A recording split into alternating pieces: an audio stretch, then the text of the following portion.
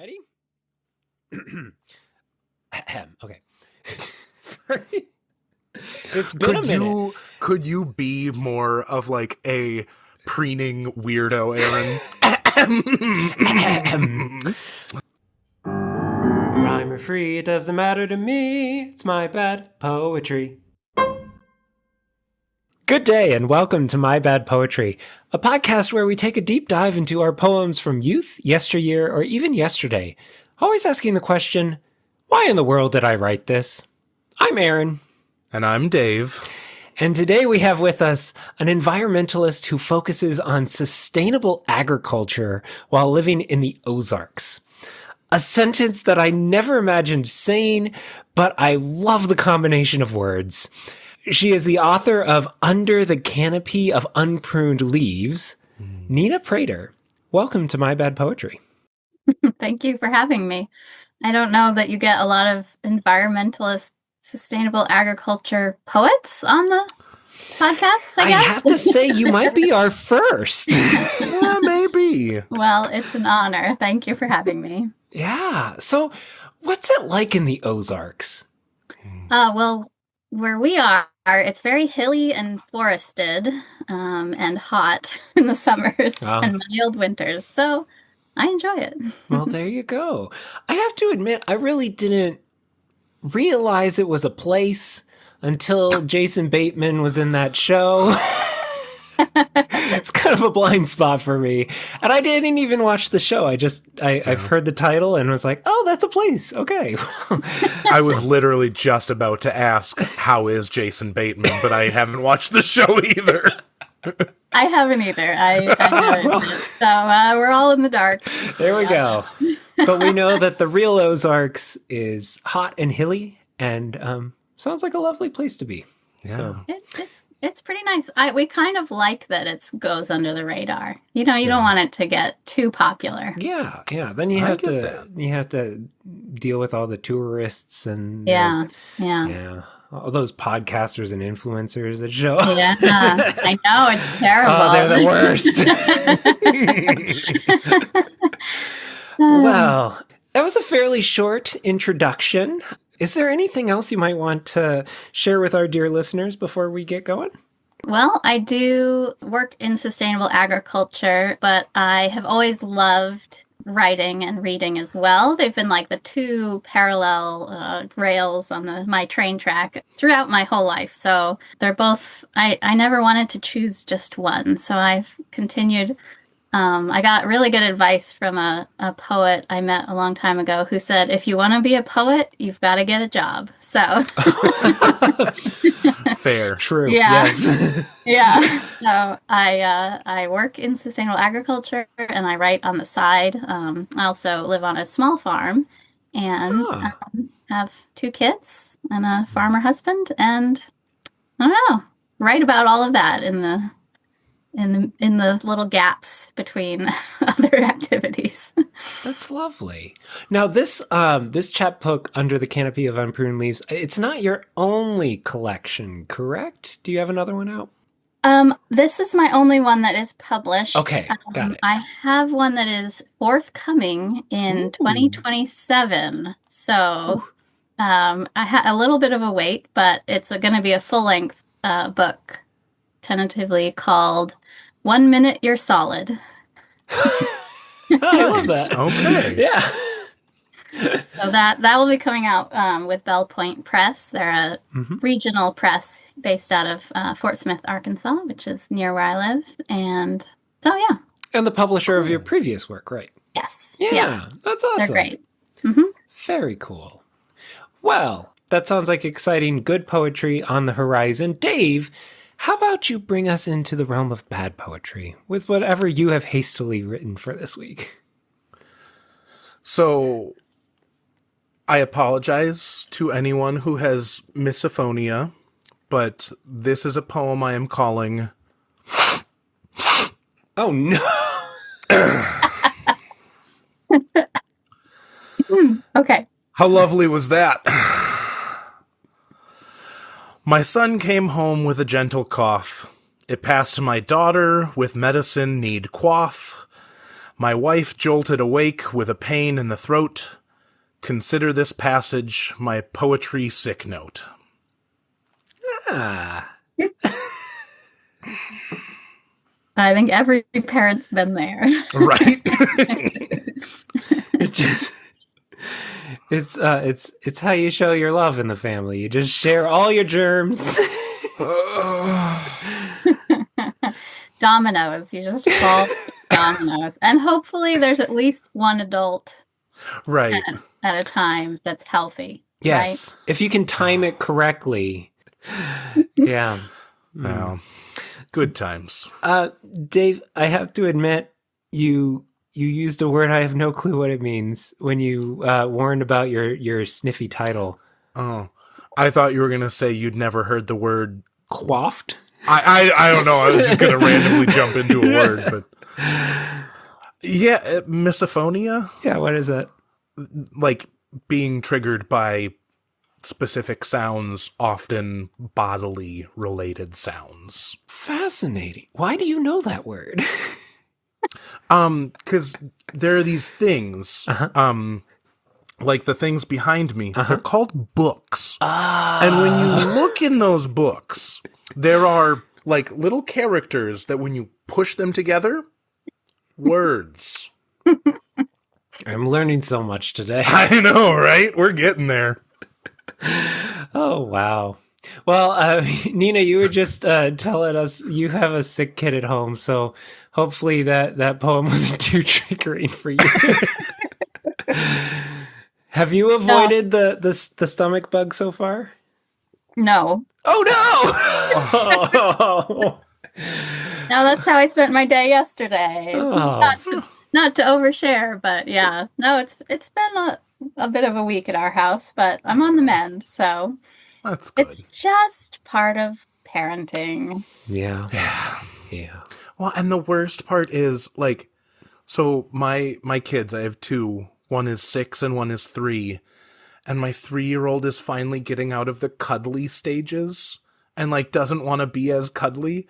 But so when she was sick, she just wanted to cuddle. And I'm like, well, I know that this is the bad call. I know this, I shouldn't do this, but I'm going to cuddle.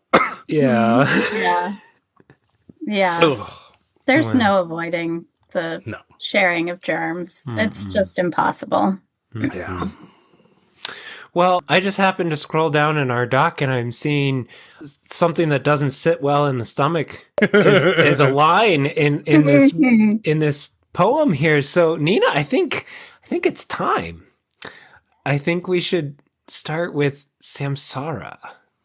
Am I saying that right? I pronounce it Samsara, but Okay. I don't know if I'm right. So I will always say whatever Aaron says is wrong. Is wrong. And Trust me, that's probably the safest bet. I'm so bad with word pronunciation. Samsara, a sing-song rhythm of a word that means to exist is to suffer.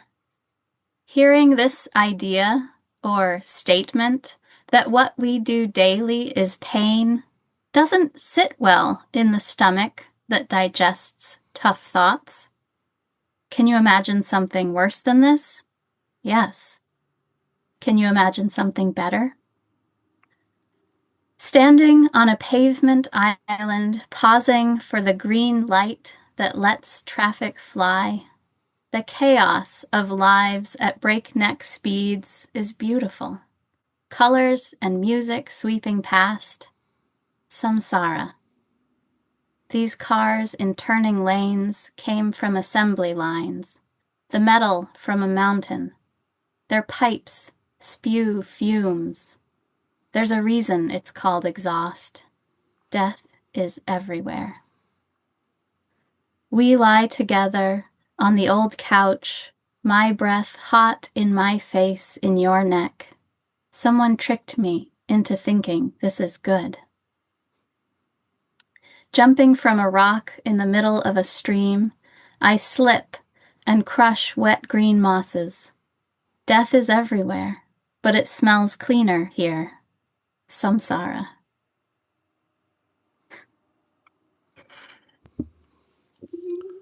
I was trying so hard. It really feels like an everything poem, where it's just, I'm going to tackle death and environmentalism and romance and philosophy. But it does speak to kind of, as Dave said, you're writing what you know, right? Or when did you write this? Well, I wrote this in college. Ooh, okay. And I was a double major in English and environmental science, so I've been doing this for a while. And yeah, and I grew up with sort of a Buddhist religious background, and Sure. Samsara, the Buddhist concept of like death and rebirth, and so it was like all of this swirled together in a stew of.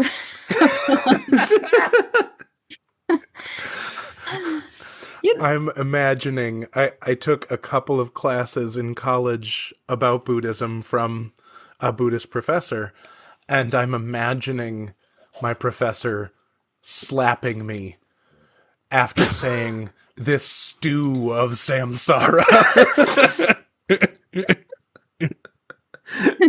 You don't think that's resonant? A stew of samsara? I mean, it kind of works, I think. I think like Samsara Stew sounds kind of like a blues song, you know? A Tibetan blues song. I like it. That is cool. Someone needs to get on that. Samsara stew, a Tibetan blues. Okay. Well, this is a different sing-song rhythm of word. Gosh, it's so funny how you say hearing this idea or statement that what we do daily is pain doesn't sit well. It's like the concept itself is causing you pain in some way. So you're like living into exactly what you're trying to say you're wrestling with. Yeah, that's so true. The part of that stanza that cracks me up is hearing this idea or statement. Like, why did I have to say idea or statement? Is it an idea or a statement? It's really sloppy. And then the metaphor of the stomach that digests thoughts, like. Yeah. Well, there's a good Greek word for that. Dave, hit us with your Greek. You're not going to say it, Aaron? Spalankna. Splachna. Okay, whatever. He's the worst. But it's the seat of the emotions in Greek. Which means the guts. It's your guts. Yeah, it's the stomach that digests the tough thoughts. Yeah. If only I had known that word, I could have put it in the poem. I think that's the one thing. We just swap it out with it doesn't sit well in the splachna, and we have a perfect poem here. No, because we're missing a farming element. So I think it has to be more like it sits uncomfortably in the first stomach and then is vomited up and then chewed and then goes to the other stomach and then got to do some ruminants. I need to ruminate on this thought that you have here. I hate you, Aaron. I wasn't involved in farming at this point, so I got to go back and fix this poem clearly. Yeah. Add some stomachs. Multiple stomachs. Yes. Additional stomachs always makes the poem better. Oh, yeah. I mean, everyone says that. I do want to circle back to something that Dave said. Addition of the romance here in the second to last stanza. I assume it's romance. I assume there's something about like what it means to be in relationship with someone. Are we reading that right? Well, this part so made me cringe when I went back to read it because it's sort of romance. It's like coming from a very pretty innocent college kid's perspective of like snuggling on an old couch in somebody's basement, Mm-hmm. and then I look back on it and read it, and I'm like, this could be interpreted very differently, and I feel bad for the professor that had to read this. Oh no, you turned this in somewhere? Oh yeah, oh yeah. Oh, Nina. I know. So it was like this idea, I like just the physical discomfort of like being like squeezed on an old couch No. with a romantic partner. That's but it's like it's kind of there's some good there because you're a little excited about cuddling, but then there's Mhm. the physical discomfort of actually my arm is falling asleep. Yes. Yes. We're both uncomfortable, but neither of us is going to move. Right, exactly. Can we try and dissect the second line of this couch image? My breath hot in my face, in your neck. So you're breathing onto the person. You're just going. Is that the pain? Yeah, I think that's the pain. It's like, oh God, it's just everything's uncomfortable. And Why did I eat that garlic? Well, but I feel like that does actually live into the suffering is existence, is that like the fact that I have to breathe. Like if I could just lay here and like exist, that'd be cool. But I have to like be a human thing. I thought for a second you were going to quote Snow Patrol there. If I just lay here, would you lie with me and just forget the world? Come on, Dave. No, I will not, Aaron. No, I will not. Okay, fair enough. sorry, don't know that one. Oh, you don't know that one? Ah, oh, that's a classic in my heart. Snow Patrol. Snow Patrol, yeah. I think it's called Counting Cars. Is that what it's called? The song? I don't know. Okay, doesn't matter. But speaking of cars, Yeah. You gotta move back up to the cars?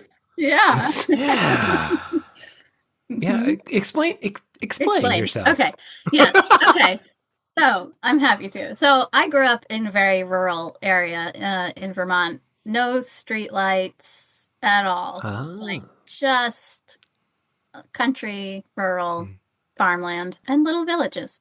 So in college, I went to study abroad in England, and so spent some time in London, where there's traffic just everywhere, and it was so exciting. Like it was this swirl of humanity and independence and all this great feeling. So there's like that excitement, and then the really fun at a party environmentalist in me has to be like, don't have fun. This is all bad for the environment. There's a reason it is called exhaust. I was so proud of that line. I loved that line.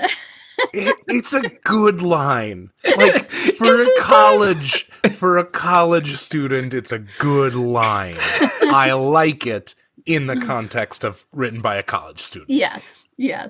I do find it funny your line break choices here, because that feels like kind of one of those mic drop, like there's a reason why it's called exhaust. It really does come off as like, the college kid who's finally got a cause and is really passionate. I love that energy. But you break the line. Like there's a reason. There's a reason. It's called exhaust. Like, are you holding out suspense, or is it the line choices here? It's all over. It's all over the place. Even the stanzas: long, medium, short, long, short. Yeah. Yeah.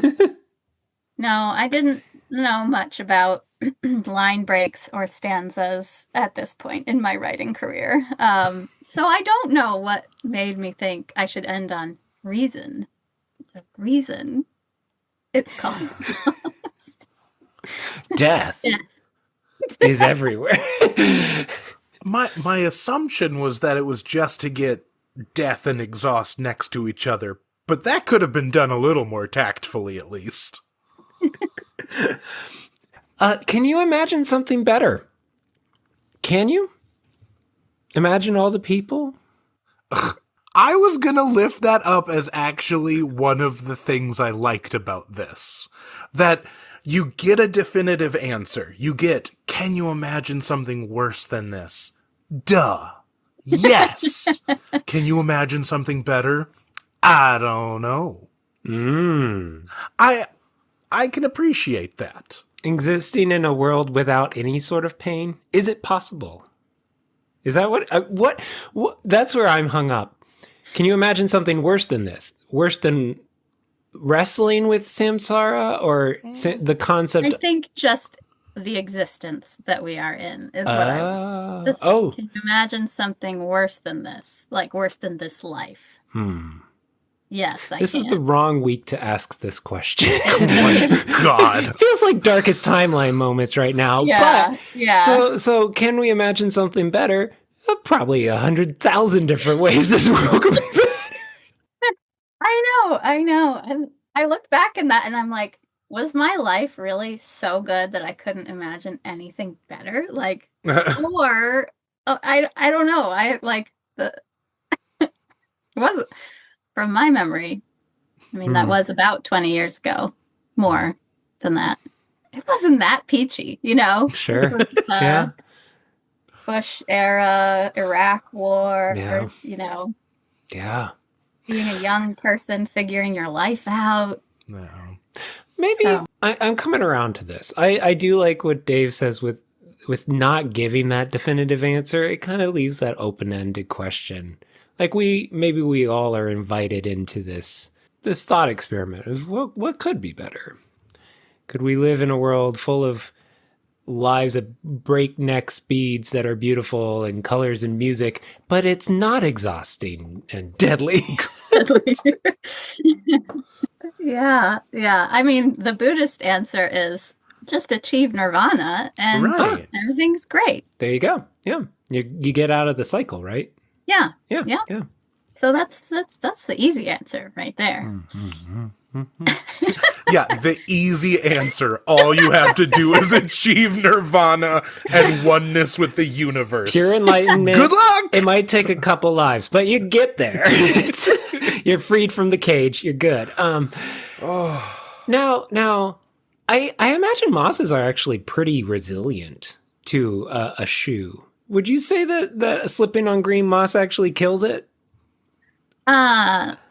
Well, apparently I crushed the green moss. And if you're in the middle of a stream and it's on a rock and you like kick it off the rock, I don't know. You've dislodged it. Yeah, I should have used that word. Yes. More stomachs. You dislodged the moss. You didn't crush it. Come on. Yeah. She slipped and crushed it, but then it dislodgement is everywhere. Is that's where we're going, right? Dislodgement. Yeah. Yes. Yeah. Yep. And it smells cleaner, so it's does. okay. Like Lysol. Yeah. Ugh. Pine scented Lysol. No. But yeah, I think it's the other thing that cracked me up about this poem was just like you said, it's an everything poem. I have to include a city, a snuggle situation, and a hike, like in the woods. Like the geography of this poem is all over. And an island. I mean, they've paved paradise. You've got mountains. You've got everything in this poem. Yeah. Well, and it's even not like American sidewalk, because it's pavement. Okay. Oh. Are you getting really nerdy on us now, Dave? No, but like the Brits call it pavement rather than the sidewalk. Well, this is from her time in London. Were you not paying attention? That's what I'm saying. That's what I'm saying. Is that we're not only in the mountains and like to New York. We're I guess Europe might have a mountain or two. I don't know. Well, I'm not a sure geographist. I'm sure I was talking about, New England mountains or New York, and then London. And this is all in my head. I never say any of this. True. Who knows where the couch was? Hopefully not in the middle of that stream. Ugh. Well, this was lovely. Um, I want to hear more. Okay. Yes. So, Alaska Radio? Alaska Radio. Mary announces the forecast, wind in knots, and the times of sunrise and sunset and tides, and then listener personals. Angelina, please call your mother. She's at work. Betsy Wilson, please check your messages and call Robin. Would whoever is pulling Bub Barter's crab pots please stop? Looking for a ride to Fairbanks will help pay for gas. A gray and white cat was found on 7th Street and Main. And now for the news.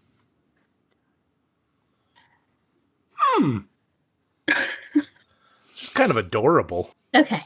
Do you want me to... Yes, context, please. Context. Okay. So in 2006, I lived in Skagway, Alaska for the summer. Okay. Oh.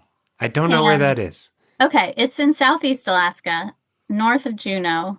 Okay. So sort of where that skinny bit that comes down joins the big part. Okay. Look at I've us, been there like geographers. 3 times. We got it. You have? You've been there? Yeah, but it's beautiful. Skagway's beautiful. Really beautiful. And this, like I said, back in 2006, before like the internet was a big thing, so a lot of communication happened on the radio.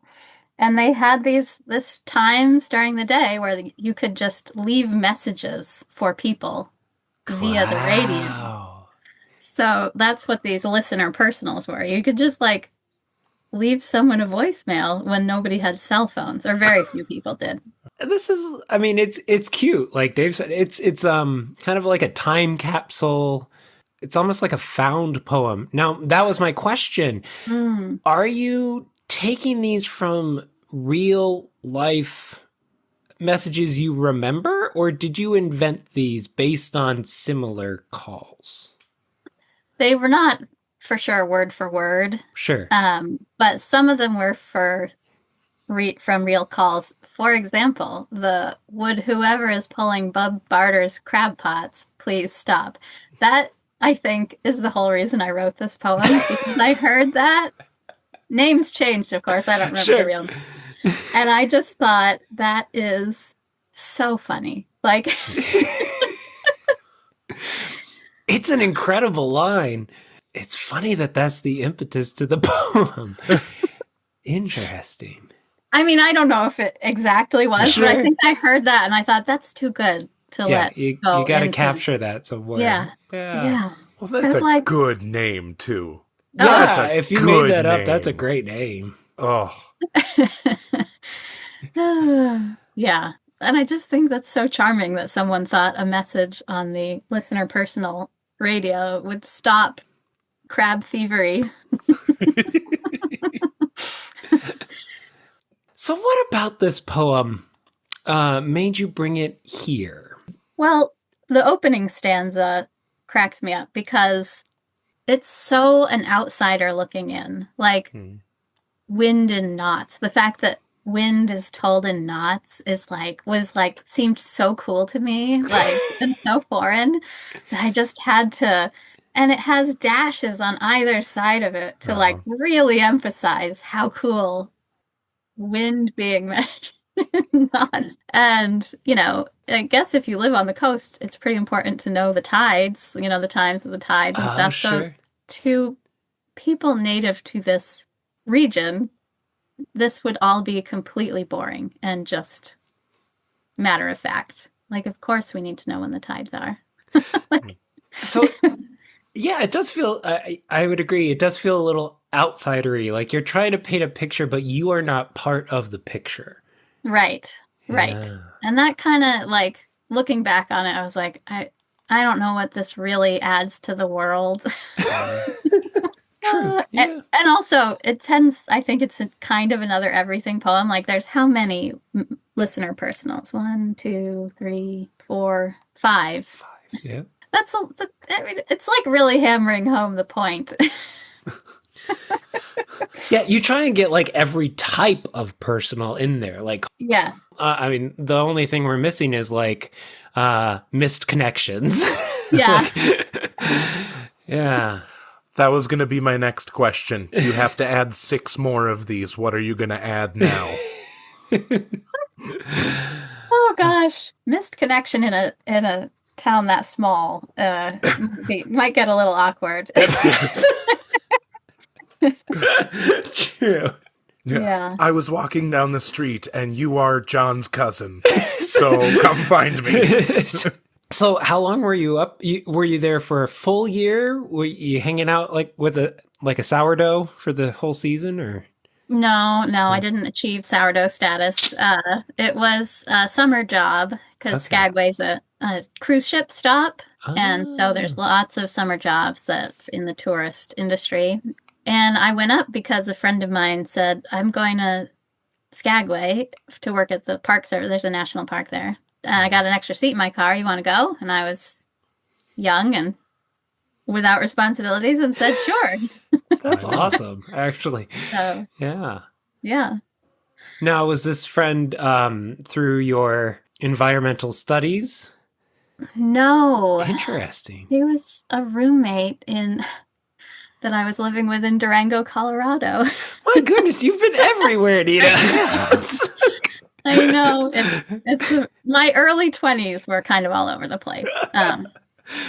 So, see. yeah. But it's a good thing I took that ride because that's where I met my husband. So, Whoa. nice. fateful. There you ride. go. So you could have been the Miss Connections phone call. Yes. Yeah. Did you meet through the cruise ship industry, or? Well, he worked for the Park Service too. Ah. And so I met at a Park Service potluck. So I love that. I know. Oh, that could have been a good poem. Yeah.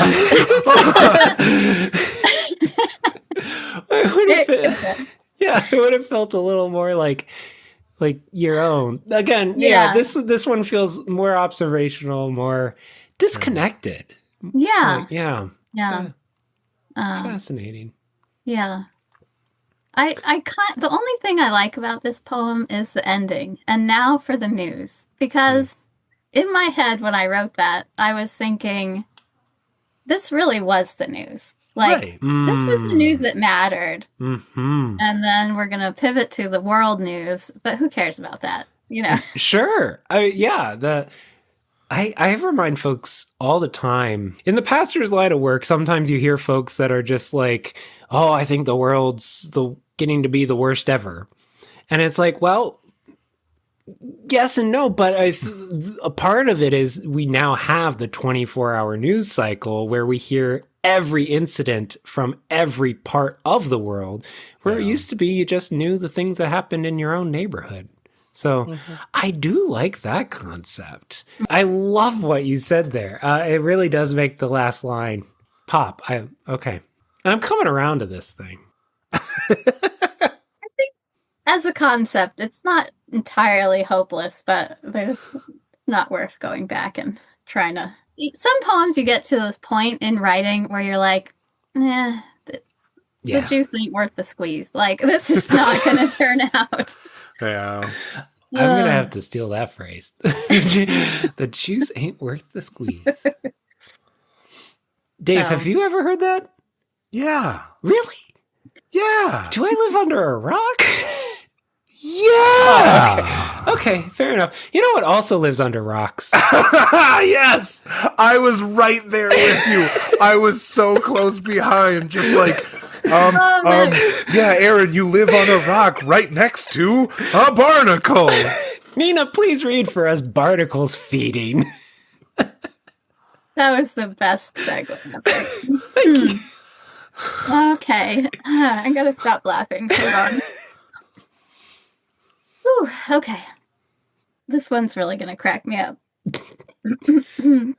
Good luck. So bad. Okay. Whew. Barnacles feeding. From those tarred pilings, this granite, some whale's jaw, they lick at the salt water.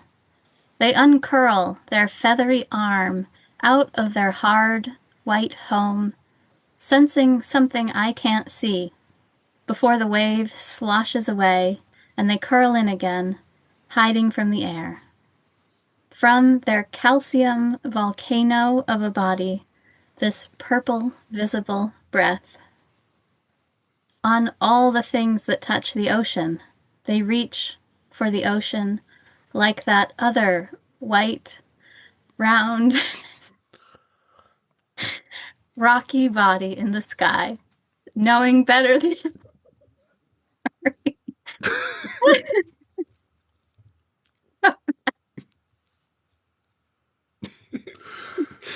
Okay, gotta pull it together. Knowing better than any the tides, all pulling this living body of water they can't be separated from for more than twice. I'm sorry, that's so bad. Oh, I really okay. love a gentle allusion. Like, just, what could you possibly be referring to? I wonder. As a poet writing a poem, do you think you could moon any harder?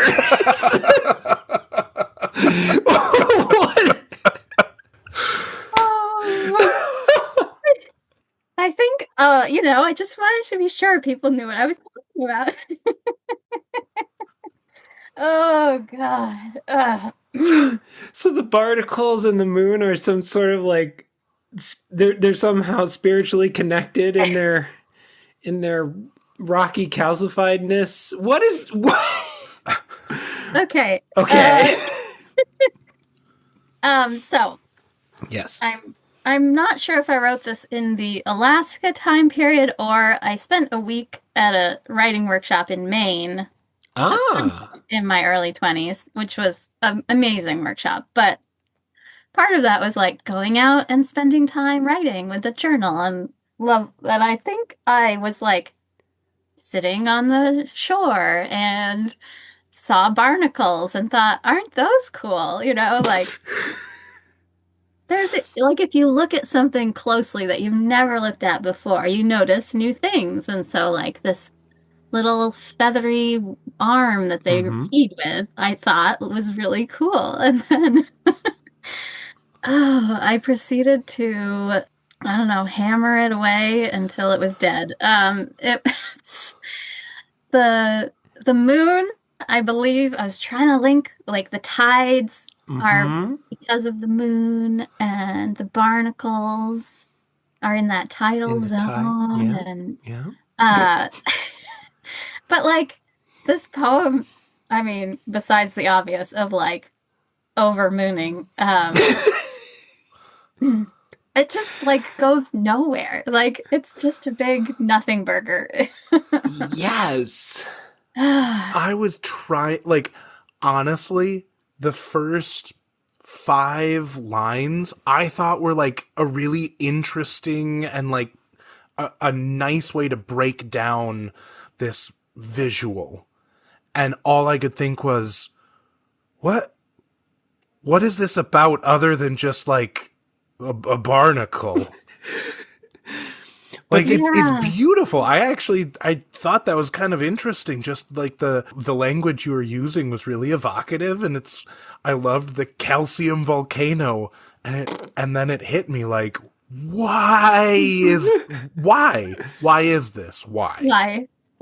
Yeah. On all the things that touch the ocean, they reach out for the ocean like the other way. Those 2.5 lines. First of all, I love the repetition of the ocean. That's really where it takes a turn for the worse. And all the things that touch the ocean. First of all, that's a bold claim. They're not everywhere. Then, go skyward for a while. The other line that cracked me up was knowing better than any the tides. Yeah.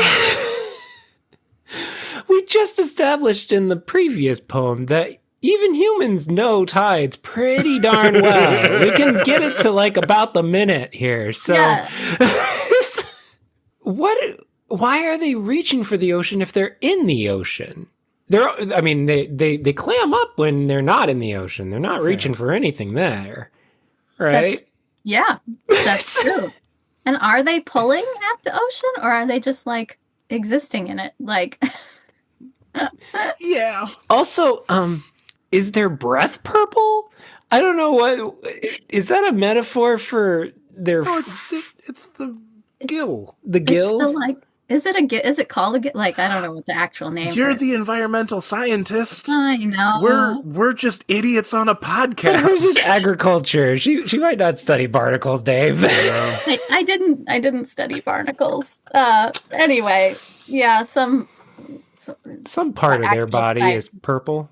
is purple, and I thought it was like it sort of evoked breath because it was so feathery and delicate, Okay. like breath. Like breath.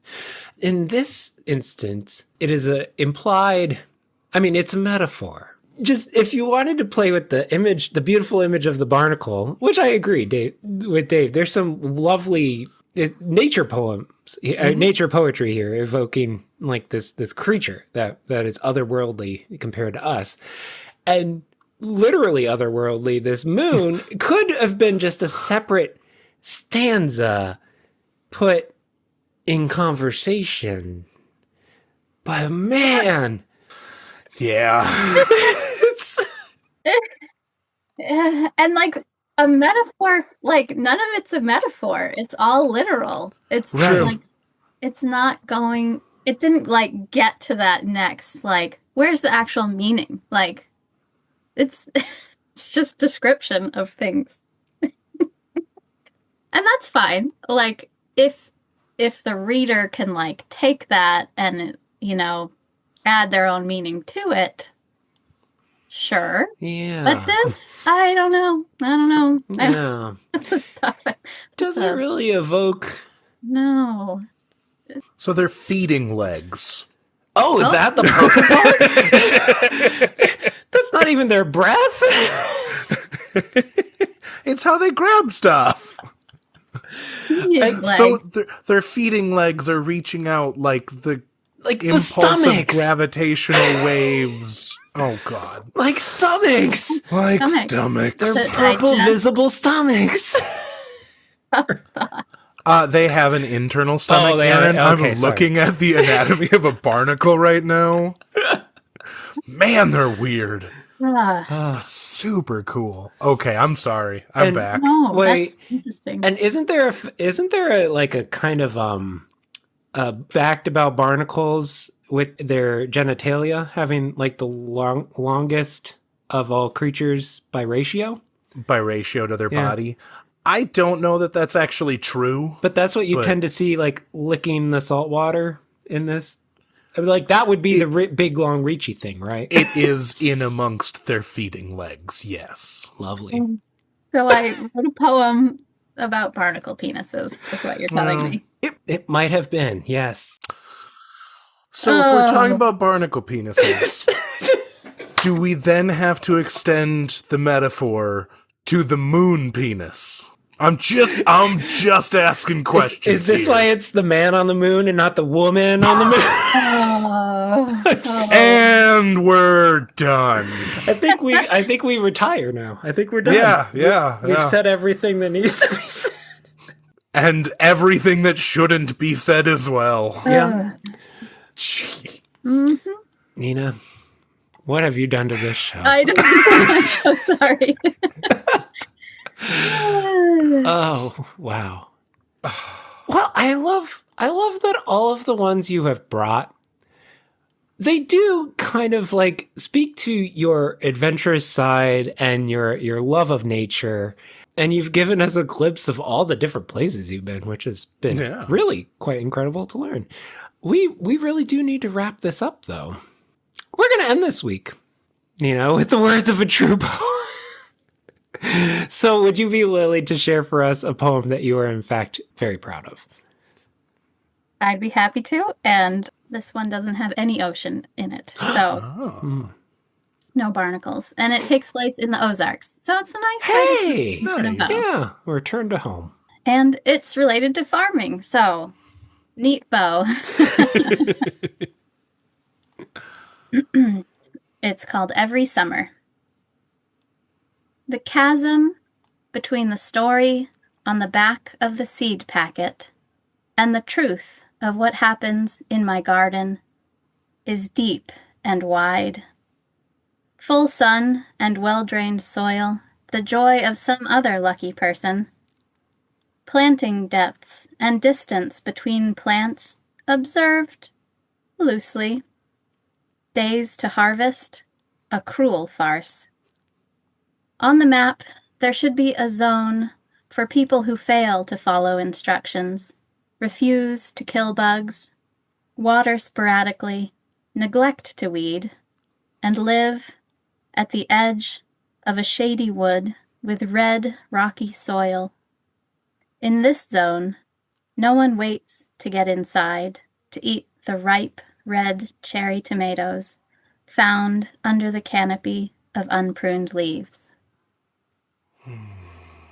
Aw. Is that where you got your title? Yes. Oh. That's a lovely image. that's a beautiful poem. And I usually I don't want to comment on people's voices usually because I have a weird enough voice. But hearing those words from you just sounds so natural and so I don't know. I don't have words for it. It's beautiful. Thank you for Says that. if it was her voice. Yeah, weird. Thank you. Am I That's so starting to kind. understand poetry? No. No, that was beautiful. I'm curious, only because nature poetry is something that I am not as familiar with. Or do you like the works of like Wendell Berry, or yeah, okay. I love Wendell Berry, and he writes sort of at that like crossroads between nature and agriculture as well. Yeah. So yeah, I really love his work. There's a Vermont poet that I love, David Budbill. I don't know if you know him, but he writes, or he wrote from, a cabin in the woods, but he's not as flowery as some nature poetry can get. Okay. So he's very, and he also was a Buddhist. So like there's this cool Nice. overlap. Yeah. And of course, Mary Oliver. Of course. Everybody loves Mary Oliver. I'm hearing a lot of nominative determinism because we've got Wendell Berry and Budbill. Budville and Mary Olive. I got nothing, you guys. Yeah.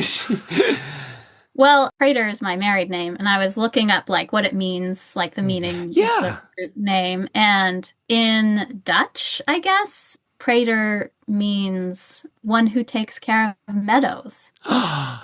Dang! Like we do that. That's so neat. Yeah. That's so cool. Yeah. This has been My Bad Poetry. Now go write some of your own bad poetry. Better than Barnacles. Better than Barnacles. That's another title. We have a whole chapbook going here. So, Samsara soup, better than Barnacles. 4 stomachs. I don't know. 4 stomachs. Rhyme free doesn't matter.